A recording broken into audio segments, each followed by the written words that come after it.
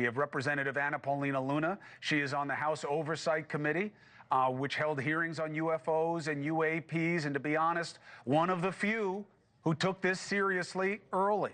We have Christopher Mellon, former Deputy Assistant Secretary of Defense, who specializes in unidentified flying objects, and Ryan Graves, former Navy pilot turned UFO whistleblower. Thank you to each and all. And just quickly, does anybody believe that I have it wrong and that this is some great mystery that nobody knows any of the answers to? All right, good. I'll start with you, Representative. How do you explain how you keep hearing that there are divisions of government that are involved in different types of undertakings, but they can't come clean, even with members of Congress, even with a special subcommittee, about what is in the air over New Jersey and elsewhere? Look, it's unacceptable, and for them to undermine Representative Andrews' credibility in saying that he's talking to people that he does believe that these are drones from other nefarious foreign actors. I mean, it just goes to show, A, obviously they're checked out before the holidays and they know that they're leaving office, and so I believe that they're not really interested in finding out what's happening. And it's the unfortunate truth of what happens in Washington, especially when there's a new incoming administration. But to be clear, you know, what we're seeing right now happening, not just in the drone sphere, but I think on the topic of UAPs, is you're right, there has been a change in technology, and also with the fact that people can now record, you have devices, they can't really hide it anymore. So I think the Pentagon and the government as a whole is looking at how to address this to the American people. But there's no doubt in my mind that Representative Andrew was telling the truth. It's very likely that these are drones from foreign adversary, and if you don't believe that the U.S. government would cover something up, just look at how they responded with the Chinese spy balloon. No, that's a good point. And look, you know this. You're in Florida. Mellon knows this. Graves knows this. A lot of these drones, like the ones we're showing right now, you see navigation lights on them. You see a red and a green. You know this from boating and down, so they have the same things. Aircraft are the same thing that boats do. They have a red and a green. So it's not like they're from some outer atmosphere. Let me start with you, Mr. Mellon. Do you believe that there are more and that it's understood and explainable? I believe there are more. I think it's important for people to understand that this has been going on since at least 2017, which is to say these smaller, brightly lit, drone-like vehicles violating restricted U.S. military airspace in sensitive areas around nuclear power facilities, nuclear weapons storage facilities. A year ago today, roughly, Langley Air Force Base was taken offline by drones. And that continued that was exactly a year ago this month. And that was about a year after there was a similar sort of pattern in the western United States for several months near some of our ICBM fields. So it's troubling that after all this time, we still haven't captured any of these things. We still haven't brought them down. Do we know that? Where they're coming from. We are really in a position of ignorance here, and hopefully this will maybe at long last, after all these prior events and the Chinese balloon, get some people to take a hard look at what do we need to do to get our hands on one of these things so we can get to the bottom of this. Right. I mean, look, Chris, you know better than I do, but I don't know that they haven't gotten any of them. I would read it another way, just as somebody who's been in the business of deception detection for 25 years, that, that calmness of them being not concerned about it is usually a function of having information.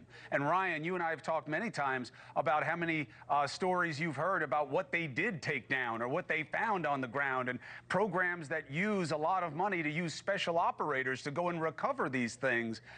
But SUV-sized drones, I can't find those on the commercial market. I've been looking for days. How do you explain that part? You think people just get the size wrong, Ryan? Well, there always is some uncertainty when it comes to judging a moving object in the sky, especially at night and especially as a single source of light. But these things appear to be close enough to the ground where I think I have pretty high confidence in the size predictions that they're estimating, give or take 20%. But, these sizes and these types of behaviors are something that we've seen and we've talked about, Chris, over the years, starting at Virginia Beach, working its way further north into the Langley area, and perhaps now into New Jersey. I don't think we can conclusively say that they're inherently linked necessarily, but with the mixed messages that we're getting between the legislative branch and between the executive branch, it really feels like the Biden administration is gaslighting us on the seriousness of this issue. Yeah, and I want the representative to hear you guys. Let me come back to Chris real quick, and then I'm going to go to the representative about what we're going to do about this, because she's the one with the power to get some accountability and some answers. Chris, what point do you want to make about that?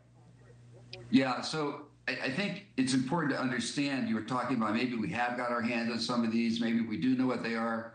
I've been in touch with several administration officials today and law enforcement officials who are involved in this case, and I hear all of them say, we have no idea where these things are coming from or what they are.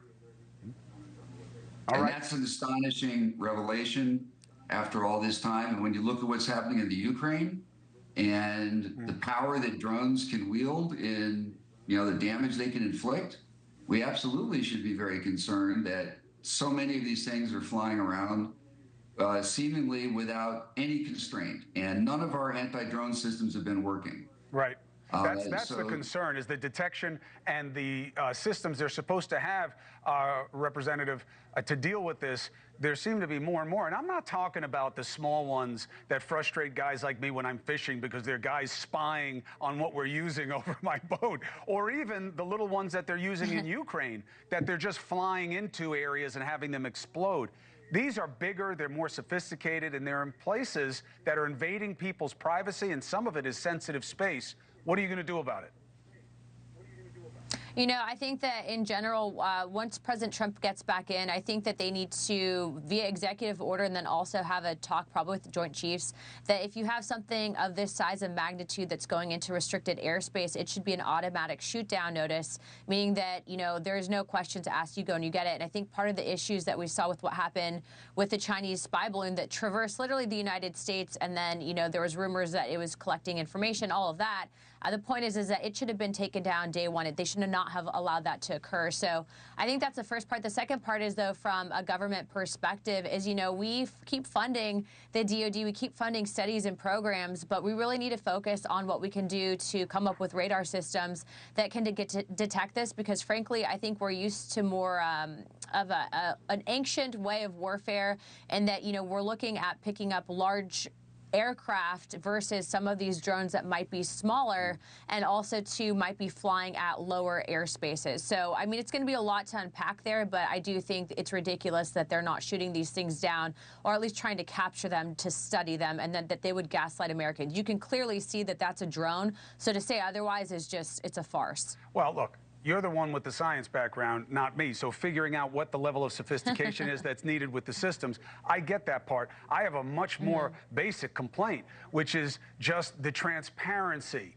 of it. Because, one thing is over military areas. Yeah, great, you can shoot them down. You can't when it's over my house. And, people are watching them, and it's really invading everywhere. And it's been very interesting how you have a great opportunity with the new administration, but also with DOGE. They're looking to cut something that I've never seen touched in all the years. Luna, I didn't always look like this. You know what I mean? Like, I started this business a long time ago, and we have always been talking about the same sacred cow, the defense budget, the security budget. And if you guys are going to really open the books on that and look at it, they want the money. They're going to have to talk about why they need it. And that's an opportunity, and I hope you guys take it.